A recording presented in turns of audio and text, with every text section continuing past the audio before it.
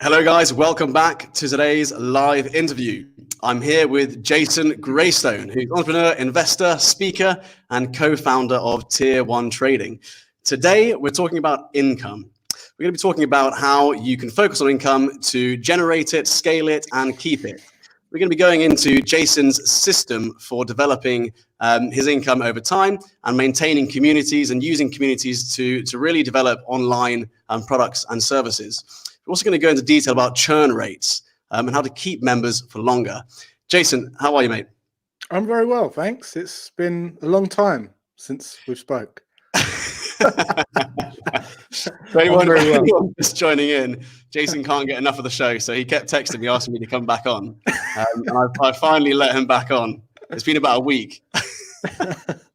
No, it's a great show. Really enjoy watching the other episodes as well. Really cool. We've had some amazing interviews actually. Definitely one of yours was one of the most engaging interviews we had. A lot of people asking questions and a lot of amazing insights. We covered. You don't have to say that, mate. You don't have to say that. I know. Well, I'm just being polite. You know, I've got to be polite. So I'm the host here, Jason. So. No, great, so, good stuff. So today's all about income. And I wanted to dive straight into it. So, Jason, just for anyone who's not seen the previous interview with you, could you give us a bit of a background, just a kind of brief background or intro into who you are and what you do? Yeah, so essentially, I help people achieve financial freedom, but true financial freedom, not kind of these one-sided little kind of strategies that you see everywhere. I systematically put together a process from age 21 to about 25, and then by 29 I'd achieve financial independence, where my living costs were completely covered by semi-passive leveraged income streams that allowed me to be a bit more nimble, a bit more flexible, and not kind of tied to one geographical location. And essentially, it was a place of liberation. In fact, it was kind of the place that a lot of people are in now during lockdown, but permanently. So, and when I say that, I mean, people are now in lockdown and they get their animal brains okay because they're getting a form of income. Most people from the government or furlough. And although that income isn't their ideal income, what they've got now is a space for creativity, and they're thinking differently, thinking much bigger picture of what they're doing all those things that they probably thought they should do all those years. And it's really given them a different perspective. And kind of where I got to was that place permanently, which then inevitably allowed me to create more income streams. And that's the topic of this subject, right? So since then, I've been teaching people how I did that from 22 to 29. I teach people how to invest, how to speculate, and how to build efficient digital businesses. And one of the things you mentioned in the last interview was, because we're going to be going into income a lot, so it's probably worth mentioning that online digital businesses, that is what your main focus is. Absolutely, yeah. So there come a time where I had a very active income stream, and I was trying to reduce the immobility of that. So I wanted to tell us a little bit about your previous business, because you were running a pretty big business before you decided to go down this route, right? Yeah, I say big. It was like, £3 to £4 million in revenue. It was quite a large team. It was contracting, so it was a lot of resource, a lot of output for what you got back, And although it was a relatively profitable business, over 30% profit margins, which is decent for that type of service-based business. It was a lot of output. It was exhausting. It was frustrating, and it just it wasn't enjoyable. It got to a place where I really didn't enjoy it. And in the back of that, I was also learning how to trade and all the rest of it. So what I saw was the more income that I could develop without me having to give a lot of output, the more I felt free, the more I felt kind of liberated, and the more that crossover started to happen, where I wasn't relying on active income, and instead I was relying on leveraged income, which didn't require a lot of my time or space. I became, the feeling of freedom just became permanent. And when I finally replaced my living costs with that income stream, I didn't no longer need the business. And then, I was in a place of financial freedom. And what I decided to do back then was to just look at those income streams that I was developing through the active business and try and make them as mobile as possible, and then make them as passive as possible. So I see a lot of people trying to say, I want passive income, and when I ask them what they mean, they say, I just want to be able to work from anywhere in the world. And you have to understand, that's not passive. That's mobile, right? So you can be a mechanic and go and do that. You can be a mobile mechanic and go and do that right now. You can do you can be a barber or a hairdresser, or you can be a photographer, and you can go and do that. That, if you think that's passive income, well, you've achieved it, because you can go anywhere in the world and do that. That's not passive income. Passive is time, and mobility is space. So what people try and do is they try and get straight to the passive income without making it mobile first. And that is a recipe for disaster, because if you don't make something mobile first, what you're essentially doing is you're trying to do something without it taking up any space or time, which is pretty much impossible if you haven't at least got it spaceless first, if that makes sense. So for instance, just to give you a kind of example there, let's just say that you've got a shop worker. Okay, now the shop worker, he'll be very active and immobile. It'll be in the shop. It has to be in the shop every day. And then you might have the manager who manages a series of those shops. Let's just say a coffee shop chain or something. And the manager can work, he darts about from office to office or from shop to shop, just checking up on everyone. He's a bit more mobile.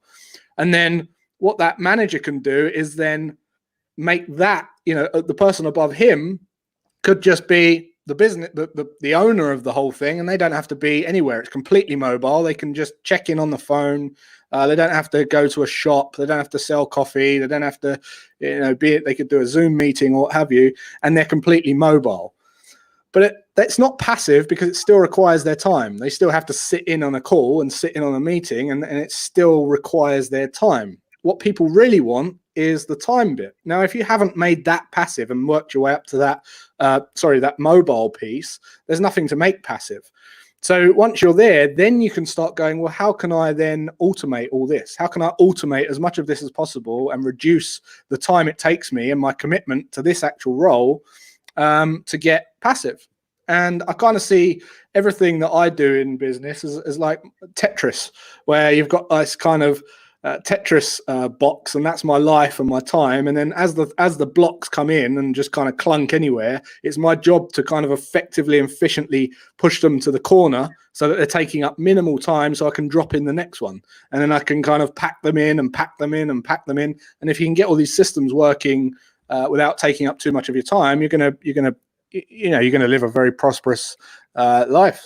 Through developing so income. Essentially we're really talking about having multiple streams of income, right? Yeah, so absolutely. From your perspective, why do you feel that's so important? Why do you feel it's so important not just have one stream of income? I mean, everyone can see that now, right? And now we've just lost without kind of coming across a bit kind of, well, I don't want to upset anyone, but everyone's seen how important it is to not rely on one income stream now, right? It's there's no beating around the bush. The funny thing is, when you talk to people, they kind of talk about how they're not into developing other incomes, or they don't want to have another income stream, and you ask them about their expense stream, and they've got like 20 expense streams, and you go, well, you're raising your expense streams pretty well, why don't you kind of counterbalance with another income stream? And again, it goes back to not seeing the big picture. People get tied to one kind of, I've got to do this every day, and I've got to work harder at this and longer at this and get more and more money from this, when that doesn't liberate you at all. It's actually, liberation comes from diversification of income. Being able to just go, oh, well, if that drops a bad month, well, I've got something coming in from there. And if that drops, then I've got something coming in from there. And it's having a contingency plan for for your lifestyle expenses. Because that's all it is. We only want cash to live. That's it. We only want cash to pay for our life, and I see it very much as a tool like that. So where can I get that tool from? Where can I get the best tools from that are going to make sure that I can have the experiences that I want? And ultimately, when you've got these, systems in place, and you've got multiple streams of income which cover your living expenses individually, so you're never reliant on just one or just two or even just three, then I think it alleviates. There's a lot of security there, which then alleviates your mind to feel more free, feel more relaxed, and feel more creative. So you can start coming up with more visionary, inspired ideas, right? Yeah, and better ideas. Yeah. So sometimes it's just a case of, and we're going to talk about like churn and kind of leaky buckets, if you like. Your expenses is in particular what I focus on. But if we just talk about controlling that first, you will be in a place where you're going, look, I don't need as much this month. And what that does is it allows you, it triggers that creative brain to then start thinking about how you can develop more other income streams. I didn't see that opportunity before because I had my head, in the muck of it. And now I can look up and see, there's this opportunity there. I can go, we can partner and we can do something together. Or, if I promote your product and, you make a sale, could I get an income from that? Or partner to make your own product better and get an income system going from someone else's product. Digital assets, things that you can create because you've got the time to do so and put out there 24/7 that are going to bring you an income. Trading, investing, learning to invest. You won't be thinking about learning to invest when you're living day to day because you just it's not on your mind. You can't fathom. People who see day to day can't even comprehend compound interest because it's such an exponential calculation that you have to think about that it's like, that's too far away, so they don't have the patience to even get there. So you have to get your mind in a place of long-term thinking. And the beauty of doing that is actually the run becomes very quick. That's the thing. You have to think long-term to achieve things quickly. Yeah. That's what I've found anyway. Yeah, really, really, really interesting. Later on in this chat, I'd like to dive into the power of communities, but also the power of subscription models, and how to maintain a really powerful subscription model with amazing retention. And then if we can go into some of the stats of churn rate and all that sort of stuff that you and I have spoken about briefly before. I'd like to talk about your system because I know you've got a very interesting system on income. Could you guide us through that a bit? Yeah, sure. So the first thing I always think of when it comes to income is I want to have income, right? And what I mean by that is I don't want to necessarily own something big, and I don't necessarily want big chunks of income, although that might be nice. My primary focus is on small pieces of income that can then cover my lifestyle costs and building those income streams in a way that's very long-lasting, sustainable, not volatile, sticky, kind of almost like you could feed a family on the type of income, right? So you can kind of build a community on the type of income that you can develop. And that's really the primary focus, because if you can get to a place like that where you can cover your operating costs in your business or your living costs from a subscription model, everything else then becomes cream on top. So every other product or big sale that you do, that just kind of goes as cream on top. And then when you know how to invest that money, you put it in and it accelerates your wealth. You put it into your liquidity system and it will accelerate your wealth. So the key is income first, right? Because a lot of people are chasing different ways to make income. And when you go back to the basics, you have to appreciate that we only get income from humans.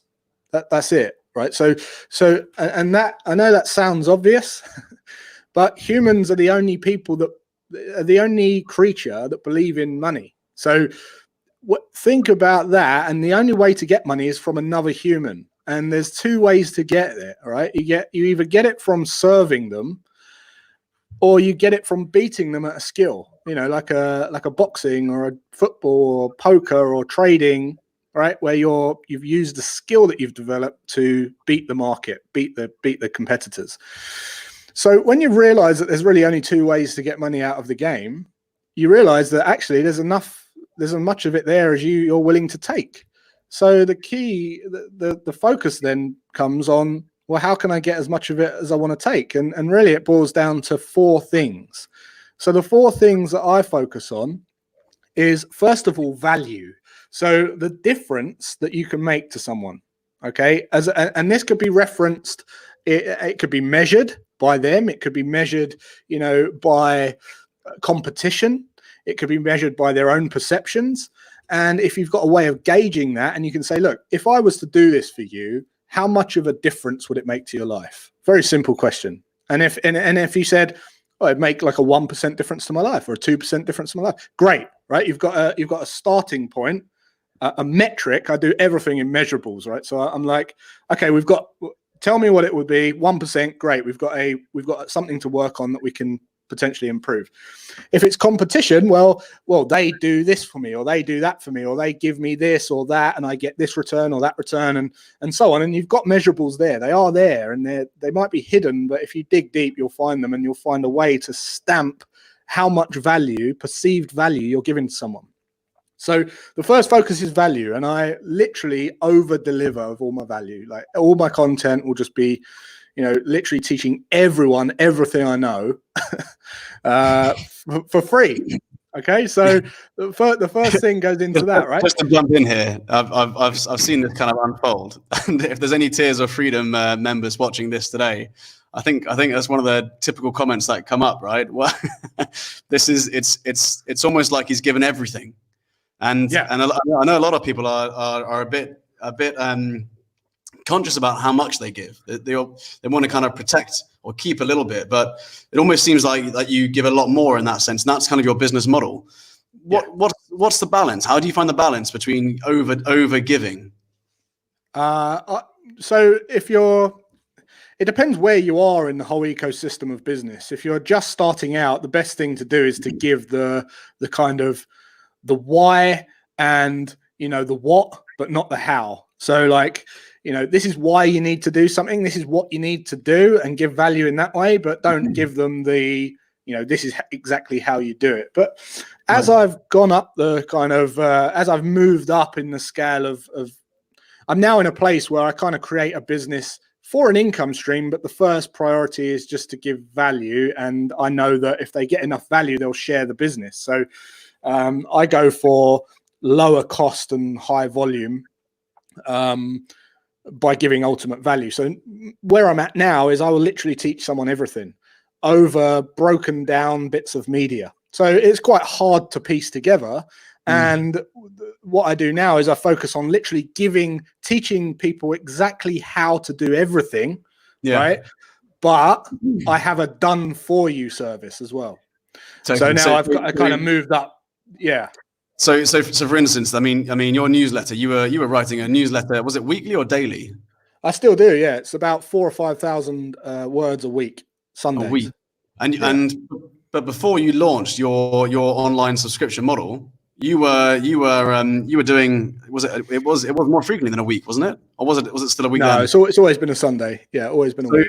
So you kind of gave away a lot of your kind of IP and systems and knowledge and lessons, but it was in a newsletter kind of format. If someone wanted to piece that together into an online course, they probably could, but it would take them a long time. So what you're saying is, yes, you gave everything away, but when you packaged it into this kind of like beautiful online product, then it became really valuable because you were saving people a lot of time from going through all your stuff. Absolutely, and it's done. It's essentially done, almost done for you. Where we're literally going. You do this, you do that, you do that, you do that, and there's accountability and a momentum. It's holding the hand through the process, right? Absolutely. So. So that's where we're at. But in terms of value, right? So you give as much value as you possibly can. Try and outvalue anyone else that you know. Give more value than anyone else that you know. Literally flood people with value and make a difference to their life. The second thing is how many people you can reach. So that's when really I decided to start speaking and raising my profile online and building an audience, because the more people you can reach, the more people you can provide value to. Okay, so it's as simple as that, really. And doing that comes from voicing your opinions, voicing your insights, giving your knowledge, sharing your knowledge, not trying to please everyone, just talking to the people that understand you and want the results that you've got. So you just said about the newsletter, right? You could piece together all the newsletters and it would take you ages and ages and ages to do, but you could actually achieve it if you wanted to. And the beauty of it is the whole thing is promoting time and doing things you're inspired by. So it's almost like, well, I could do it, but everything I've read tells me I shouldn't be wasting time doing it, right? So I naturally want to go towards having it done for me. So I want to reach as many people as I can. The next thing I consider is the income brackets. So look, you can go and make a difference to 1,000 people, and you can make a 1% difference in their life, and you've got 1,000 people. But if they're all earning nothing, if they're all students, you're probably not going to earn any money, right? So I focus on higher income, because those are what I've seen from the people that I've been working with. In fact, a lot of the inspiration and development of the program came from insights of being surrounded by so many high earners. It was, there's entrepreneurs in the program who are doing 7 figures plus, and they want to know, they still want in because they want time freedom. So, so where I was going with that is the more they earn. Okay, let's just say that they earn 500 grand a year. If you can make a 1% difference to their life, well, then you can charge a 1% of their annual income. Okay, theoretically. And if someone's earning $1 million a year and you make a 1% difference to their life, you can relatively charge a 1% charge to their income. Okay, because it's all relative. Lifestyle's relative to your income, and the way that they feel will be relative to their income and their lifestyle. So by focusing on the value and the difference you can make to their life and then their income, you can raise the price. Okay, so you can then go out and make more money. And then finally is the frequency. So how frequently can you serve them? So that's when you think about other income streams. That's when you think about not locking your program down to this is the end. It's been nice knowing you. You have something else, a next step, or a service that will support them. So again, this comes to coming out of animal mind mode. But when people sell their product to someone, what they forget to do is think about what's going through their mind right at that point. So imagine you've just bought something and it's really offloaded a lot of problems off of your shoulders, right? You're going to be having, as a client, you're going to be having different feelings at that point, aren't you? You're going to go, right, I've got rid of that.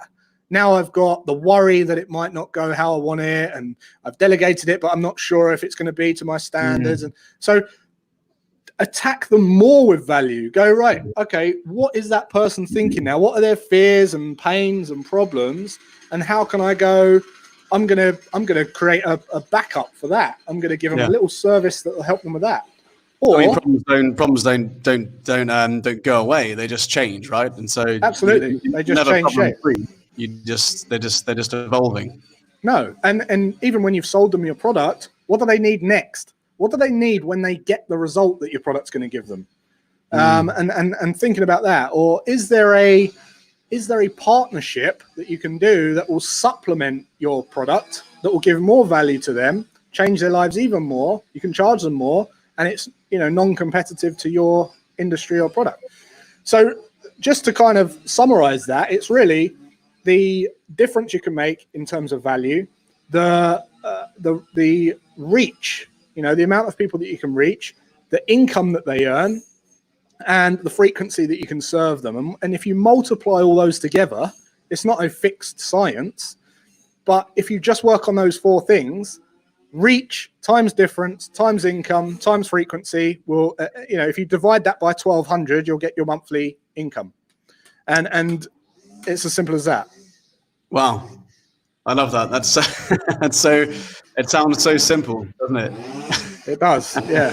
Oh, someone's really... That's why I'll stick you on mute. Jesus. I'm just going to shut the door. Okay.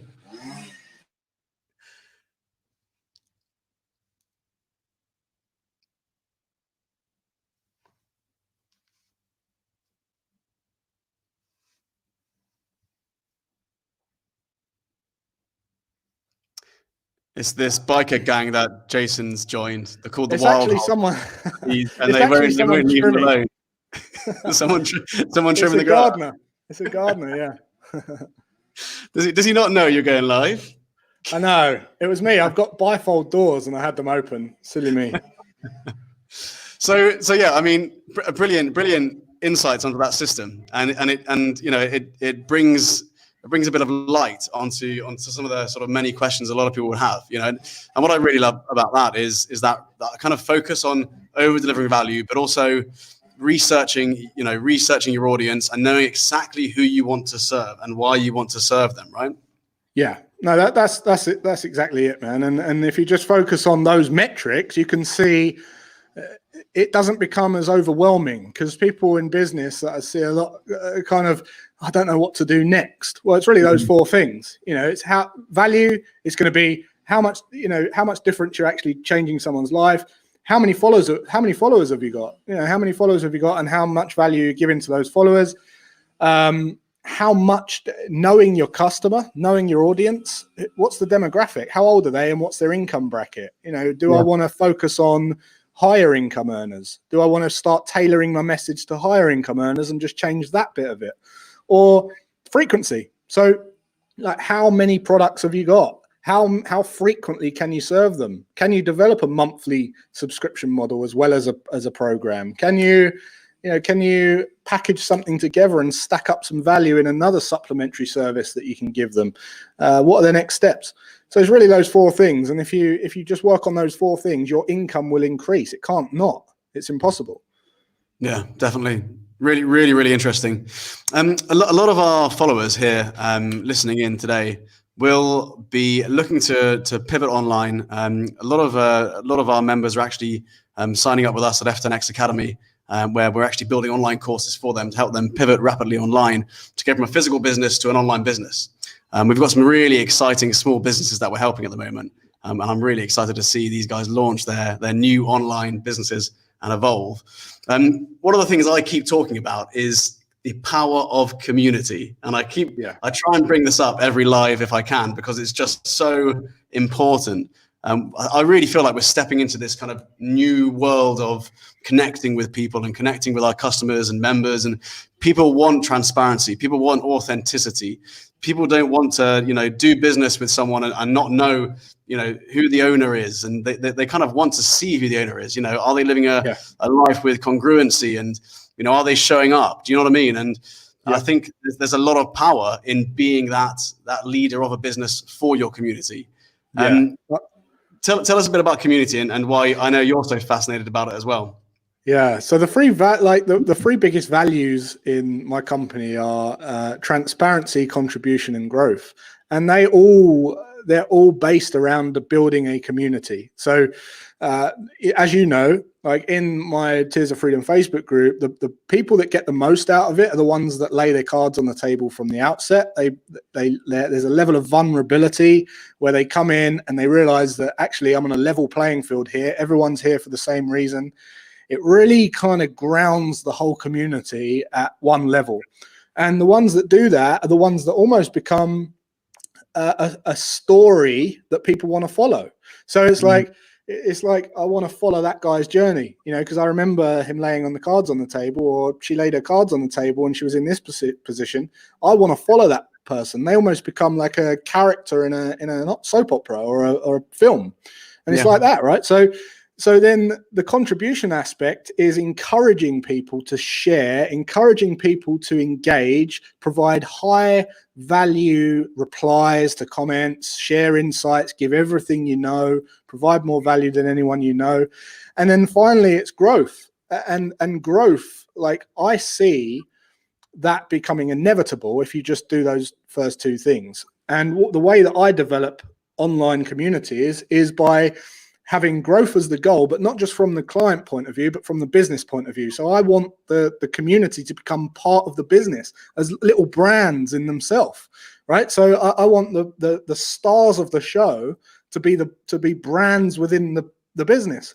Then everyone grows, because when your business is made up of Johnny Ives, right, and the kind of the people that are brands in corporations, when your company becomes that, you're in a phenomenal place, and you've essentially got there for free, because you're not paying 300, 500 grand for an employee to come on board as the best designer in the world. You've just got this amazing community that all want to be part of it. And that works very, very well. So my focus is on building a very, very sticky community, a very loyal community. And I do that by essentially trying to make the stars of the show celebrities. I try and really, celebrate and champion the members of the community. And obviously an obsession with them getting results ensures that they build momentum, they get results, and they want to tell everyone about those results. So that's kind of the primary focus, and that's key to building a strong community.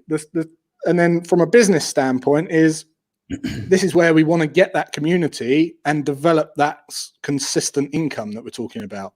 Not the program, not the one-off, not the course or the what have you, but have a subscription product for those celebrities of your business, for the ones that never want to be not seen to be part of it.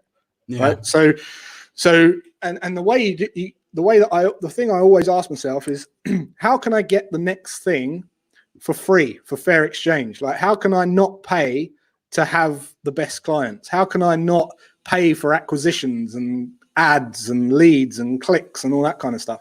So I kind of build it in a flywheel way where it's self-fulfilling. So for instance, if you're building a community and you're making celebrities out of a community, let's just say that they win your member of the month, right? And the way that you win the member of the month is to engage in the chat, follow the values of the business, contribution, give high level answers and replies, share insights, give more value than anyone else you know.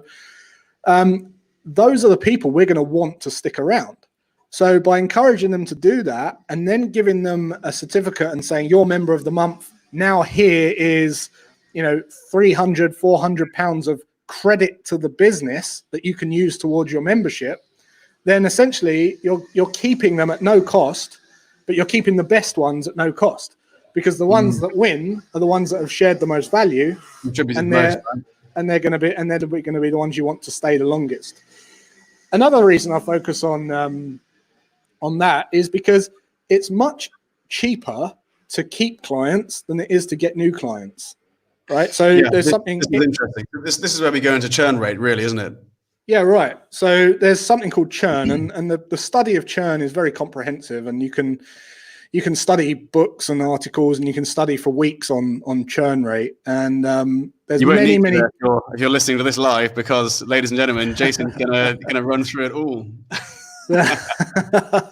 How much time have we got?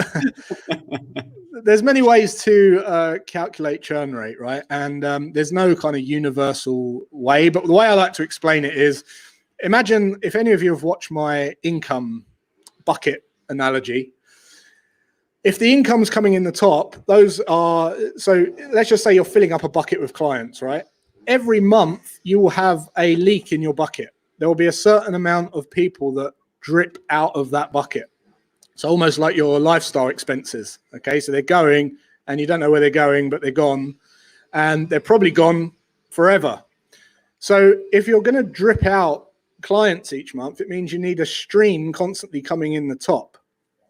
Okay, so the key is to, and the way to work out what percentage that is there's lots and lots of different ways of doing that. If they cancel their billing, if their card fails for the final time, or their paid through period ends, or whatever it might be. And there's no universal way of calculating what that is. All that matters is you use a consistent method. There was a time, I think not so long ago, where Netflix was being sued by their shareholders for kind of skewing the churn rate, and Netflix won in court, and it was because there was no kind of universal way of calculating it. So it doesn't really matter what way you use, but you just have to understand there is a churn percentage. Okay. And normally you want to get that around 10%. All right. And all churn rate is a year, or 10% a month, or 10% per month on rolling. Okay. So it's going to go up and down, up and down, up and down, but 10% seems to be the best You've got 100 members and you expect 10% to drop off each month. Yeah, that's it. So if you've got 100 existing subscribers and you get 10 unsubscribers, that's a 10% churn, right? Yeah. Now, it doesn't take into consideration new subscribers. That's the thing. It doesn't matter because it only goes on what you've lost. So the percentage is based on what you've lost. So the churn rate, the way that I calculate it, is the unsubscribers during a period. We do it monthly, but you can do it weekly, divided by the subscribers at the start of the period. And it's as simple as that. Okay, that's the most simple calculation. Now, what you're going to get from understanding that and doing the math around that is you're going to have a subscription ceiling, because if you're getting 2x new subscribers, you'll have 2x unsubscribers, okay, the percentage. But with every new lead, if you imagine the new leads are linear, because if you've got 1,000 clients, you've still got to go and get one more to make it 1,001. And then if you've got 2,000, you've still got to go and get one more to make it 2,001. So it's a very linear growth curve. Whereas churn rate is exponential, because the more people you put in the top of the funnel, naturally, the more people are going to pour out, but it will be exponential because because of the way that the math works, right? So there's a subscription ceiling, and the subscription ceiling is calculated by the new subscribers per period, okay, divided by the churn rate per period. So once you know those four things, you can literally forecast based on what price point your product is, how many members you're going to have, how many, based on your churn rate and how many subscribers you get per month, you're going to be able to work out where you're going to cap out. And you'll see it. If you project that into the future, you're going to see a cap rate where you just literally won't be able to get any more subscribers. And by understanding that and knowing that in advance, you can start going, right, well, when we get to 300, what I'm not going to do is go and spend a load of money on ads and getting new clients. What I'm going to do is focus on keeping clients. So because ultimately at that stage, you'd have to get so many more clients in order to increase the cap, right? So absolutely. The limiting factor here is your churn rate. There you go. Yeah. So the focus should always be decrease churn rate and then increase subscriber flow.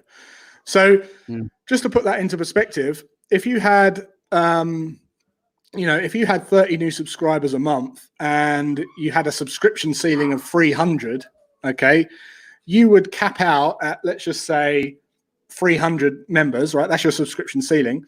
If you reduce that's at a churn rate of 10%. If you then reduce your churn rate by 5%, so you go down to 5% and you stop 50% of the people leaving, your subscription ceiling will go up to 600. So you'll double the amount of people that you can serve based on and it's the same with expenses, right? If you just focus on what you're spending and control your lifestyle costs, your surplus income goes up, your disposable income goes up. It's no different, really. It's the same concept. So what the advantage it gives you in business is I see a lot of people going to spend money on ads to get more clients when they don't even know they've hit their subscription ceiling. Yeah. And if you can see where that's about to happen, you can go, right, instead of buying more leads, I'm going to keep people longer, right? Yeah. So I'm going to give them a discount, or I'm going to go, look, you can literally throw the book at it. It costs nothing. It costs nothing to keep people. It costs money to buy people, right? So you can literally throw the book at people. You figure out the cost of acquiring a new customer and the cost of that churn rate, right? I mean, customer lifetime value. If you've got a 10% churn rate and you need to improve your churn rate by 50%, so bring it down to 5%, then you can essentially afford 4%, let's say, of whatever that churn rate is, right? So you can kind of figure out the cost working backwards, right? Definitely. Yeah, lifetime customer value is very important information to know as well, because that will tell you how much you can spend on a new lead, on a new client, which essentially, the more you've got there, the more powerful you are in the business, obviously. But my key is always. If you're in that position where you know it's going to cost you 100 quid to get a new client in, but you know you've reached your cap, you may as well spend that £100 on rewarding members, right? If you can reward 2 members for that, who then stay for a longer time, and or create. What was something that Daniel Priest actually spoke about, where he spoke about not a marketing budget, but was it a remarkable budget? Yeah, where instead of putting money into advertising, you're putting it into making the service remarkable, or creating magical moments, right? Absolutely, and that's the first key, right? Make a difference, provide more value. My goal is to never spend money on marketing. My goal is to run businesses for free that self-promote and self-sell. That's it's kind of from a bit of a sadistic obsession with kind of the whole theory of getting things for automated and working for no income. Well, I mean, your current business, Tiers of Freedom, which helps people become financially free, it's got hundreds of members, and you haven't spent you haven't spent on advertising. It's all from word. We haven't even got a Facebook ad account. We don't even have an ad account. Like we do. So and all that's happening there is the members are basically telling everyone else how good it is, and and by transparently displaying the results that those members are getting to the people that aren't members, just naturally kind of gets people through the door. But there is a key, because there is a key element to this, though. There is there's only so many people. You're going to run out of leads if you just open the floodgates, right? You're going to run out of. It's going to have kind of. You're not keeping any powder dry, and the horse is going to bolt on day one.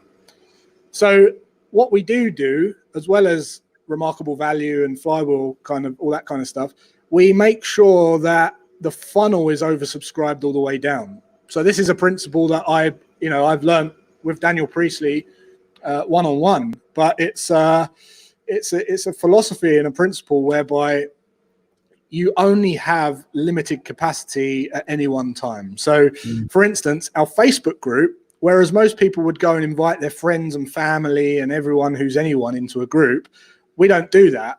There's none of my friends in there. There's none of my family in there. There's none of, there's no fluff.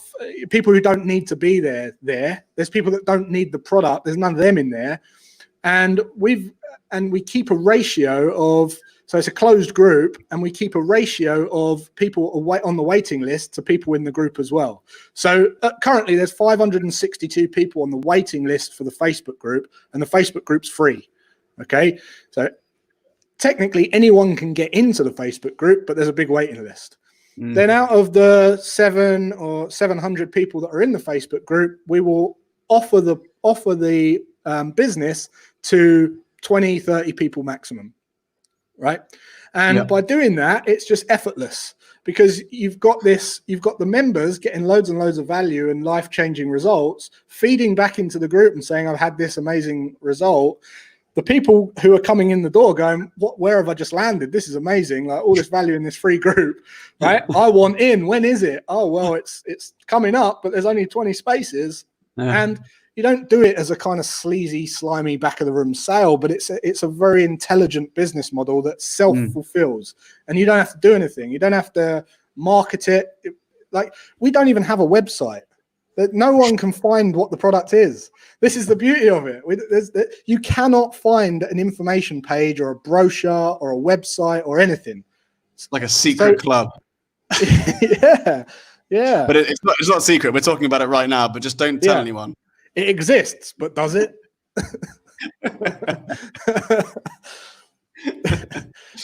Amazing. Yeah. I love that. So that's it. Yeah. And I love that concept of the members and the success of the members having within the community being the kind of driving force for new people to sign up, right? It's like it does what it says on the tin. If you're interested, just speak to people who have done it. Every time we have an intake, if you just put in the comments in the Facebook group, existing members, if you've got any advice for anyone thinking about joining, what would you say? And immediately it's flooded by, if you're thinking of doing it, just do it. I wish I'd done it 20 years ago. It's amazing, blah, blah, blah, blah, blah. You don't have to do it. Like it just sells itself. And you can ask things like, what's your perceived value of the program? And people will put, way above 10 grand, way above 20 grand. Someone put 100 grand. And then, as the sale drops and they find out it's like under $1,000, they're like, let me in, get me in. There's a lot of people, me included, when I was looking at the pricing of this, and then I went through it myself and I saw the value, and I was like, well, this doesn't add up. This should be more expensive. And I was like, Jason, why aren't you upping your prices here? Because you obviously got huge demand for it, and everyone's saying it's worth more, and you deliberately don't up the prices. And what you said was quite interesting. And you said it wasn't aligned to the value of the business's values weren't about that. Can you go into a little bit about that? So first of all, I want to get the messaging of the teachings out to humanity, like everyone on the planet needs to understand the principles of that program, and they will have a better life. I 100% believe in the program and the teachings. So I know that if you go through that program and take action, you will live a financially abundant and free and inspired life if you follow it. And there's no doubt about it. So that's the first thing, the product I believe in 100%. Secondly, there needs to be a way of people, if I want this thing to sell itself and be passive, because that's my whole obsession with being mobile and passive, I want it to self-sell. I don't want to spend any money on it. So I need it to sell itself. It's very easy for someone to promote a product that's low cost than it is for them to promote a product that's high cost, because it's not your reputation on the line. It's the person who's promoting its reputation on the line. If they go and say, this program's so amazing, it changed my life, but it's 10 grand, right? And that person has to fork out 10 grand to do the program. That might be, well, all of a sudden, if they don't get results or they lose their shirt, and that other person's got the guilt of that on their shoulders. So I want people to openly want to promote it. So this particular strategy, I'm going for volume at a low cost. You want it to be accessible for most people, right? Absolutely, yeah. That's really it, and it's at a sweet spot that works for the figures. It works for the numbers. I don't think that anyone. I think £1,000 price point product is great for a core product. So it works, yeah, and it's kind of the sweet spot. Obviously, as more members join and the value gets bigger and the content gets greater, then it's naturally going to go up in price. But it will still be nowhere near as what it's worth. Yeah, definitely. Wow, really, really, really interesting. I think anyone watching this may have a way of applying that to their own vision with their own business. Yeah, really amazing. Yeah, definitely. It's worked for us twice now in the last few years. Yeah. So we applied this to tier 1, and then we did the exact same model, slightly different with Tiers of Freedom, but it's still, if you go and check both of those communities, they're both the same. Like raving fans, they organize meetups themselves. It's not in fact, there's one tonight. Yeah, they've arranged this big meetup on Zoom, and they've invited us. So that's kind of how it goes. That's when you got loyal fans, right? Who just love being a part of it all. Yeah. So a lot of people watching this today. I mean, what we know from our followers and our listeners is that they love practical advice, right? Stuff that they can take and use straight away. And I think we've covered a lot of that today. One of the things that I'd like to ask is if you're a new business owner and you understand community, now you've listened to this, you understand, okay, there's some tangible power within having a community and growing a community. Where do you start? How do you start to create a community? What's the best place to go? What's the best place to launch it? Okay, so to launch a community, the best place, firstly, without any software or products or apps or anything like that, just value and being authentic. So instead of trying to please everyone, go and speak authentically on social media and be yourself and share. Don't worry about upsetting people. If you believe something, say it. And the people listening that do agree with you will literally be polarized to you like you wouldn't believe. Because it will be like in their head, if you can see it as every time you talk on social media from their point of view, and imagine that what you're saying has happened in their life, and you're talking to that person through the camera, that is essentially exactly what's happening. Someone is on the other end of that camera looking at you. There's no one else around them. You're just talking to them. They're one audience member, but you are talking to them. And if you can just be authentic and connect in a way that you're not trying to please everyone, but you're just going, look, I'm just talking to you, and you connect with them on that level, you're going to build literally people that want to come and get closer and closer to you. They will just want to get closer and closer to you. So you're essentially building a culture. And you do that by sharing your message, but also providing value. So, I say, like, with the newsletter, so the newsletter was almost like, I just sat down one day and I said, look, I'm just going to give myself 12 months to do a newsletter. There was no business idea at that point. There was nothing. It was just, I'm just going to write a newsletter and give myself 12 months to see if I build it, who comes, right? Yeah. So I gave free value, lots of free value for 12 months. It might not be easy. There was times when I didn't want to write the newsletter, no doubt. And although I was inspired to talk about the content of the newsletter, I didn't always want to write it. And naturally, I started getting authors in to feature in it, so they would write parts of it. And then I thought, no, I can't. I've got to write this. I've got to do it. And then I did it for 12 months. At the end of 12 months, I essentially had developed methodologies, insights. I developed my own kind of systems through the newsletter because you're forcing yourself. Like writing a book, right? I mean, how many words in the newsletter? About 4,000 or 5,000 a week. So really? There's like 200,000 words or something like that. It's like writing a few books, really. Yeah. So I mean, this is what a lot of authors I've spoken to, and I found the same. When I wrote a book and they've written a book, from that the IP just started popping out, right? Because you're putting your thoughts on paper, and it's before that you may not have had a 4-step process or a methodology for doing this or a system for doing that, and suddenly it all just comes to life. So there was times.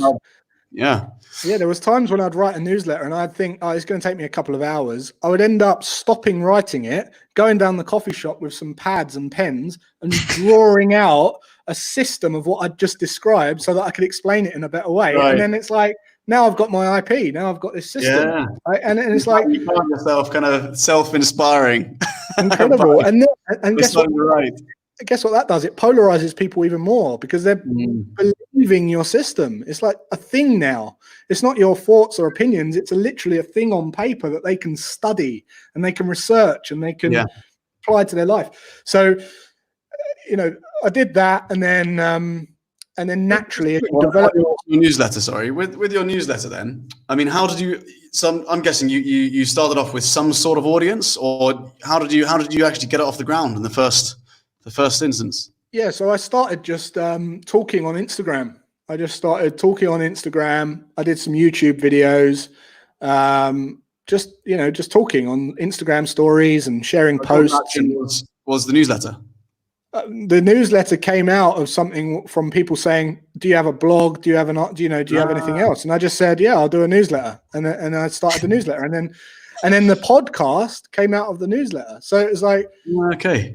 So Always Free was the newsletter. That's the name of the newsletter. And then people were like, "Oh, you should do a podcast." And I was like, "Well, if I do a podcast, I'm basically just going to read the newsletter. That's all I'm going to do. I'm not going to then go and create more." And I did that. And then you start connecting with people at an even deeper level because you've got that kind of intimate connection of voice with their own imagination. I mean, you don't need to reinvent the wheel with content, right? If you've got an amazing 3-minute video, turn that 3-minute video into a podcast. Turn that 3-minute video into a blog. Do you know what I mean? Totally. It doesn't need to be something you kind of have to start from scratch on every different type of deliverable or media, right? That's the beauty of writing something, because when you write something, you can read it, you can video yourself reading it, you can then put it in quotes, captions, put it all over the place, and all of a sudden you're polarizing a large audience rather than one. You're everywhere. Different people connect with media in a different way, right? Some people love to read, some people love to listen when they're driving or whatever they're training or in the gym, or some people love to watch a video on something, right? Totally. And what I've found, I've got a huge insight from podcast, because it took me about 4 years to get about 50,000 subscribers on YouTube. But the podcast, when we launched the podcast, it very quickly got to 10,000 downloads a week. And it wasn't just the downloads, it was the feedback that I was getting. It was almost like people were opening their hearts and felt compelled to send me a message. And the impact that the podcast had is amazing. And I think it's because when we speak, we can get into very intimate locations with people where there's no visuals. So all they can do is relate your voice to their own experiences and their own life. And it connects so deep because it's like they're just imagining themselves whilst listening to you, because they're not being dictated by your hand movements or gestures. There's no visuals. And you can be on the beach with someone, or in bed with someone, or in the gym with someone, or on a walk with someone. And it's very intimate. So it's very, very powerful. And really all three of those kind of things has allowed me to build a strong community that are kind of out there somewhere. So the next step is to have somewhere for them to go. Because when they show up, you need a place for them to all want to hang out, because they're all the same. So an online portal, is what we've done with Tier 1. It's what we've done with Tiers of Freedom. The key to an online portal, though, is the community. And a lot of the portals out there I see have got the program and everything and the educational stuff, but they don't have the community chat, the groups, the accountability. So that's something we did very well. And that has really set us aside, I think, from others. Yeah, definitely. It's connecting with other members going through the same course that just makes all the difference. You've seen it, right? They're always chatting in there and talking. It's amazing. You know, it brings people together, which then solidifies the tribe. And as you know, the way that you kind of promote your course is through the members. So it only goes on to kind of grow it further. Brilliant advice there. I absolutely love that. I think for anyone listening today, then the kind of the practical side of how you would launch your community really stems down to looking at the value you can give, looking at the way in which you can get your ideas onto paper, start building a following. If you think you are already doing that, are you doing 5,000 words a week? If you're doing 5,000 words a week, you're probably in a position where you're starting to look at your content, the content you're creating, and more IP is going to jump out for you. Processes, systems, different ways you can serve people are going to jump out. So once you've done that, I think for a few weeks or a few months, you're then probably in a really good position to start to create your community. Maybe have a group or something. Facebook's brilliant for that, to bring people towards, right? Yeah. And then focus on just serving, like have some way of billing the people, right? Because there was a question in the group there. Do you think it's right to occasionally sell to your online community, or should it be focused on offering advice and value? Advice and value first, but if you've got all these people climbing over the walls to get to you and you don't have a method of billing them when they show up, you've got an inefficient, you're not going to be inspired for very long. The way that you live an inspired life is being able to do what you love and being able to pay for your lifestyle from doing that. So we need to charge. We need to charge for what we're doing. That is the fair exchange, and people will happily pay. Yeah. If you're providing awesome value, then people will feel actually guilty for taking it off you without paying you, because they feel uncomfortable about the lack of fair exchange. Believe it or not, right? Yeah. And everyone's kind of got a bit of a guilt over selling, and if you've got that, if you've got that fear, it's usually down to a couple of things. It's either that you don't feel that you don't believe in your product, so you don't actually think that it's valuable. In which case, go and see what else you can stack onto it. It's easy to stack stuff on, right? We was talking the other day about how easy it is to kind of go, oh, I could do this a month, that a month. I could get so and so in. I could create this tool, that tool. I could give that in, and all of a sudden you stack it up, and it's worth much more. Everyone's got a value. Everyone's got £1,000 of value in them. Jeez, if you think you haven't, you're wrong. It's there. If you dig deep, you've got £1,000 of value in you, and people will happily pay that. And then the more people you can reach and the higher income that you serve, and you apply those principles, there's only one way you can go, and that's up. Yeah, absolutely. One of the things that I know a lot of people are kind of questioning then is, if people can get this kind of information that I'm giving for free on the internet somewhere else, why would they come to me, and how can I then charge for that? Because they don't believe anyone else can solve the problem, but they believe you can solve the problem if you've given enough value. Okay, so they believe that you're the person that's got what. If you do it right, they know you're the person you're the only person that can help them. And ultimately, that comes down to familiarity, right? Familiarity, no like and trust. That comes from polarizing, not trying to please everyone. So the biggest mistake I see is people kind of go like on social media and they're doing a Facebook Live and they're kind of trying to be a bit all kind of hello, like all nice to everyone and not upsetting everyone because they don't want to say this or don't want to say that. If you want to build a really strong audience who just want to buy your stuff, you need to talk like you're talking to someone who already gets you. Yeah. Right. So like they've had the same experience. They believe the same thing. They've got suspicions that you can demolish. And that's such a good point, isn't it? Talk to someone like, what was it again? Talk to someone as if like they already understand you. Yeah. Like they already believe everything you're saying and they're already on the same wavelinth, right? Yeah. Because just in that crowd of 1,000 people, 10 people would jump out and be like, yes. Yeah. So like we're talking now, and what I'm saying you're agreeing with and what I'm saying you're agreeing with is because we're on the same wavelength in business. If I was to talk about business with this, I'd be talking to people imagining they're you. I would be talking to Seb. I'd be going, right, business, right? The people do this and that and it's wrong and they should do this and that and that. And I would be talking as if you're nodding at me going, yeah, I know. Because you want to connect with people that believe that. Yeah. Yeah, it's brilliant, that, isn't it? I love that. What a brilliant light bulb moment that is, right? I mean, it's so much is said. So there's so much to be said about the way in which you talk to the camera, right? If you're doing a face to camera, doing a live, and you're really talking as if the other person is someone who you've known for years, who really believes in what you're doing. When people view that, it's going to feel like a totally different experience than if you're trying to be overly nice and trying not to upset people. And essentially, you're not being as authentic as you could be, right? You're not giving your true message. That's right. And you've got to not think about hundreds of people watching. You've got to think about one person and how that one person is receiving your message.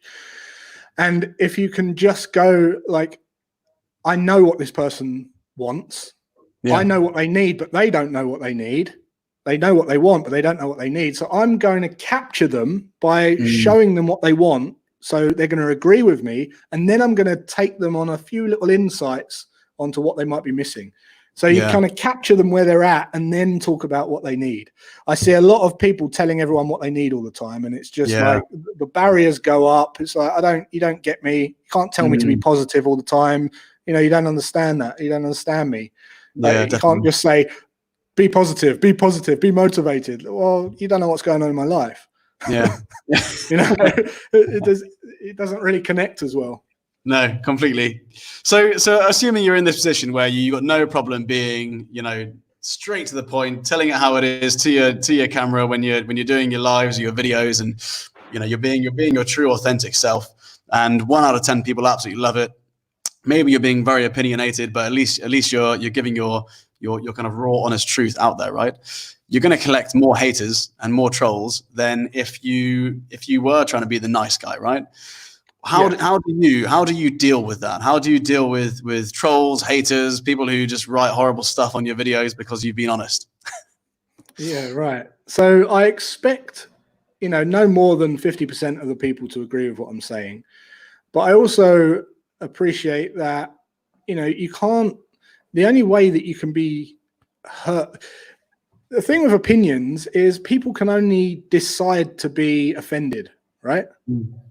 You can't put offense onto someone. Like when people say, I'm sorry I offended you, that's impossible. You can't offend someone. It's up to you to be offended. You know what I mean? So if someone says oh, you fat git, if I put on a bit of weight and someone calls me a fat git, I might be a bit hurt about that and I might be offended. If I was skinny as a rake and 5 stone soaking wet and they said you fat git, I'd be like, yeah, whatever. For any of our viewers who aren't British, Jason, could you explain what a git is? It's a bit like a bloke. Yeah, just a fat guy. Yeah. It's completely, it's almost like a decision, right? If you're taking offense, you've decided to take offense. And it's I know, normally because of something that you're unhappy with about right. yourself. And this, I mean, you've been a great contributor to the Not a Victim program, where we're supporting, helping parents mentor their children through bullying, and a big part of that kind of message and philosophy is exactly that, right? The only reason your child or you are taking offense on something is because there is a gap, or there's something missing, which you perceive to be a weakness, right? Yeah, totally. And just understanding that, it kind of stops you from worrying about offending people for a start. But also, I'm not saying I'm going to go out there and be an damn right kind of arrogant, rude, asshole. But you have to, if you expect that, then it puts you in a bit more of a level-headed place to go and talk on camera. Second of all, is you have to understand that if 50% of the people are going to disagree with you, as you grow your reach, the number of people that hate you are going to get bigger, right? So if like 50% of 100 is 50 people, but 50% of 1,000 people is 500. So now all of a sudden you've got 500 people that don't like you. There's a small army after you. Well, yeah, right. So if you're going to get worried and fearful about a big amount of people not agreeing with you and not liking you, well, then you're going to dim your light, and that's not what you want to do. You want to keep focusing on the people that do agree with you. Yeah. They're the ones. I mean, how do you deal with that mentally? Like, what? I mean, you're human at the end of the day. If someone writes something which is super hardcore negative about you, how do you kind of process that? Does it just bounce off you, or what? I think so. I've worked quite hard over the years to kind of keep a balanced mind, and I do that by trying to see good and bad in everything. So when I deliver a piece of content, I expect people to see the opposing side, because there's an opposing side of everything. So you could say, I like bananas, and someone hates bananas, right through to gays, marriages, not gay marriages. You can say abortions, no abortions. You can say there's literally an opposing opinion to everything, which means that there is no right or wrong. There's no good or bad, because let's just think about if I was to do this message and people might think, oh, you're a bit weird, right? Well, where on the weird scale am I? Okay. And there's always a feel free to comment, guys, on a scale of 1 to 10. But on that scale, there's always more weird and less weird, isn't there? So someone's going to think you're not weird, and someone's going to think you are weird. And then if you get weirder, one person's weird is another person's normal, right? Exactly, right? So, and the same with everything, right? So if you think of hot and cold, at what point is something hot and what point something cold? Because there's always a temperature above it and below it. So like there's always, at what point is it warm or hot or cold? Same with the amount that you hate something. So if you love someone, and many people listening have probably loved someone, and then it quickly turned to hate, right? There's been times where you just go, oh, hate that person. I really hate that person now. I used to love them. Now I hate them. But there's also the point in between where you actually like them, right? Like, where do you like them? And then how much do you like them? And where do you love them? And where do you hate them? So there's no extremes. Everything is half of something. Everything is kind of a one-sided view. Everything's a half truth. So if you can expect that, and you just, when you're delivering a piece of content, you expect all the people to think the exact opposite of what you're saying, then, and you accept that because that's just universal laws, it's just it's just nature, then you don't get upset by it. And the quicker you can see the balance in that, and the quicker you can just go, yep, that's because their opinion's that, mine's this, it dissolves. You don't let it bother you. Yeah, absolutely true. Amazing. I love that. I love that that way of looking at negativity, and kind of with a very poised position, right? And it stops you from making rash decisions. It keeps you kind of level-headed. And ultimately, if you are trying to grow your audience and get your message out there, you've got to stay level-headed and not affected by the bad press, right? Yeah, you've got to expect everything. People, right. If you've got 100 people disagreeing with you and being pretty negative about you, then you're obviously making a pretty big impact out there. So I've got a lot of fake accounts. I know. In fact, the last interview, guys, wasn't even Jason Graystone. I'm really sorry about that. This is the problem. There's about 5 people impersonating him, and it became a real problem. He did a really good impression, though, to be fair. Oh, that's all right then. Yeah. Right, guys. I hope everyone got an amazing amount of value from that. We covered a lot. We focused a lot of the attention on this onto income, generating it, scaling it, keeping it, developing a system. Jason shared his system for creating income over time. The importance of community, developing a loyal tribe, bringing marketing costs down to zero by inspiring your team and making your community, and the founding members famous and feeling like rock stars. We talked about churn rates, so we got into a lot of the technical stuff, and then we talked about when you guys are out there being awesome, sharing your truthful, authentic message, you may get trolls, and exactly how to deal with that. Look at that. That could be a book on its own, couldn't it? Mate, thank you so much for coming on. I know we spoke a lot about the newsletter today. If anyone wants to read your newsletter, what's the best way for them to do that? You can just go to www.jasongraystone.com and it will pop up. Awesome stuff. Right, guys, you know where to go. Jason, thank you so much, mate. Take care. No worries. Pleasure.